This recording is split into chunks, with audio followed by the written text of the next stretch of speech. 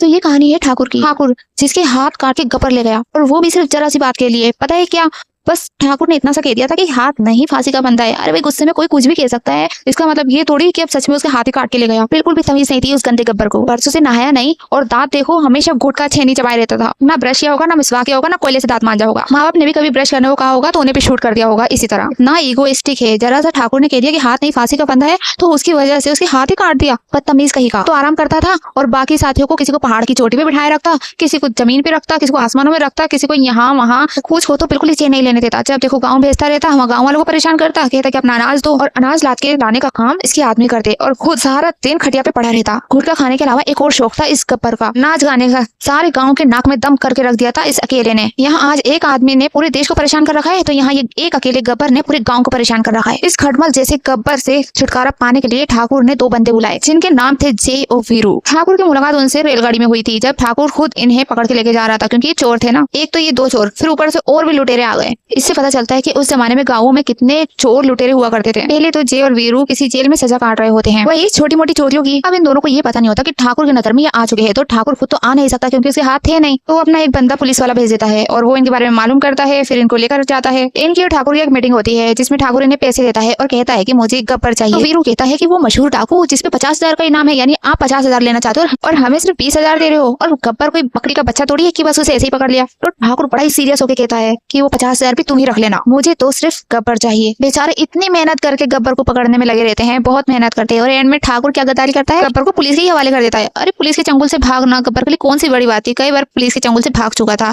और फिर एक बार भाग जाता। तो ये दोनों तो गाँव में आ जाते हैं, लेकिन वीरू जरा लड़कीबाज होता है। फिर उसको मिलती है बसंती, और बसंती पे वो ऐसे लाइन मारता है कि बेचारी बसंती परेशान होकर उसे शादी के लिए हाँ कर देती है। जबकि जय ने पूरी कोशिश की थी कि इसका रिश्ता बसंती से ना हो। मौसी के पास जाके ऐसी ऐसी तारीफें की थी वीरू की कि दुश्मन दोस्त भी शर्मा जाए। लेकिन वीरू भी कौन सा कम था, चढ़ गया टंकी पे और पूरे गाँव वालों को ब्लैकमेल कर दिया, और मौसी से हाँ करवा ही थी। मौसी के साथ साथ बसंती ने भी हाँ कर दी। ये लोग जिस मिशन पर आए थे वो तो रह जाता है। अगर डायरेक्ट गब्बर को पकड़ के उसे मार देते तो फिल्म में मजा कहाँ से आता। तो इसमें और मसाला डालने के लिए कुछ इमोशनल कहानियां बनाई गई, कुछ लव स्टोरीज बनाई गई। अब जो जे होता है बड़ा ही शाना होता है। वीरू तो गाँव की लड़की बसंती से प्यार करता था, लेकिन ये डायरेक्ट ठाकुर की विधवा बहू पे ही लाइन मारने लगता है, और वो भी चुपके चुपके इसको देखती है। ऐसे भी ठाकुर का तो अब कोई रहा नहीं, तो बस जो था वो राधा को ही मिलता, और अगर राधा जे को मिलती तो जे को तो ऑटोमेटिकली सब कुछ मिल ही जाता। लेकिन जे की होती है किस्मत खराब, गब्बर को पकड़ने के चक्कर में बेचारे की जान ही चली जाती है, और ये विधवा फिर से विधवा हो जाती है। इसके भाग्य में विधवा ही रहना लिखा था। जिस गब्बर को पकड़ने के लिए ये लोग इतना स्ट्रगल करते हैं कि जे की जान ही चली जाती है, जे वीरू की जोड़ी टूट जाती है। वीरू आता है बहुत ही गुस्सा, और वो गब्बर को जान से मारने वाला होता है, लेकिन नहीं, ठाकुर आ जाता है बीच में और कहता है कि इसे मेरे लिए छोड़ दो। जबकि वीरू नहीं छोड़ता, तो वो उसे जे वाला वादा याद दिलाता है कि जे ने ही वादा किया था। वीरू को इमोशनल कर देता है। ठाकुर के हाथ तो होते नहीं है, लेकिन नहीं, इसको तो खुद ही गब्बर को मारना है। तो ये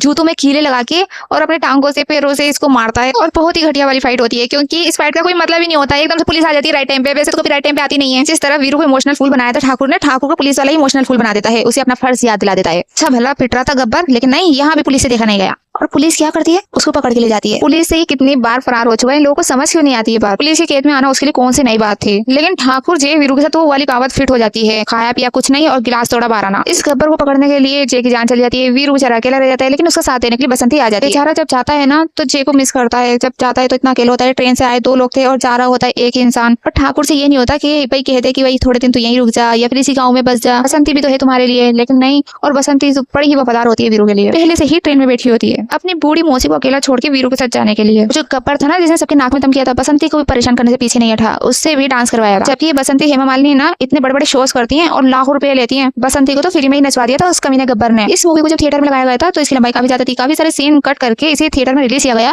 लेकिन 1 हफ्ता भी नहीं हुआ था और ऐसा लगने लगा कि ये मूवी फ्लॉप होने वाली है। तो सबको टीम को ये लग रहा था कि शायद जे का मरना लोगों को पसंद ही नहीं आया, लेकिन मूवी हुई सुपर डुपर हिट, बनाया कई सारे रिकॉर्ड, और आज भी इसके डायलॉग्स को याद किया जाता है। भाई हमें तो गब्बर का जिंदा रहना पसंद नहीं है। इतनी मेहनत करके जिस बंदे को आप पकड़ रहे हो, 3.5 घंटे की मूवी बना डाली, उसी बंदे को एंड में छोड़ दिया। ऐसा लगा जैसे इस कहानी का लीड रोल तो गब्बर ही था।